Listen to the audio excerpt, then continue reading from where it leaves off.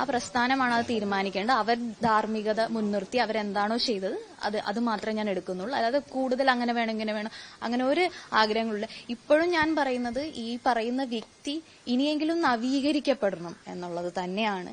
ഇപ്പോഴും ഒരു സുഹൃത്ത്, നല്ല സുഹൃത്തായിട്ട് തന്നെയാണ് കാണുന്നത്. ഇതൊരു വ്യക്തിപരമായ വിഷയമല്ല. അതിനകത്ത് എന്താന്ന് വെച്ചാല് വന്നിട്ടുള്ള ആരോപണങ്ങൾ എന്തായാലും അത് നിരന്തരം പല ആരോപണങ്ങൾ വരുവാണല്ലോ. അപ്പൊ അത് പ്രൂവ് ചെയ്യേണ്ട ഒരു കാര്യമുണ്ട്. അതായത് ഇപ്പോ പറയുന്നു, ഇപ്പൊ ന്യൂസുകളിലൊക്കെ വന്ന് ചില ഓഡിയോ ക്ലിപ്പൊക്കെ വരുന്നു. അതൊക്കെ ഗുരുതരമായ ആരോപണമാണല്ലോ. ഇപ്പൊ ഞാൻ ഉന്നയിച്ചിട്ടുള്ള കാര്യങ്ങളൊന്നും അത്രയും ഗുരുതരമാണെന്ന് ഞാൻ പറയുന്നില്ല.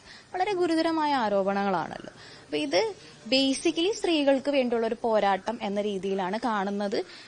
വ്യക്തിപരമായി ഇതിലൊരു സന്തോഷവും എനിക്കില്ല എന്നുള്ളതാണ്. എന്താണോ സംഭവിക്കേണ്ടത് ഞാൻ പറഞ്ഞു, കാലം തെളിയിക്കും. എന്റെ ഭാഗത്താണ് ശരിയെങ്കിൽ അത് കാലം തെളിയിക്കുമെന്ന് ഞാൻ പറഞ്ഞു.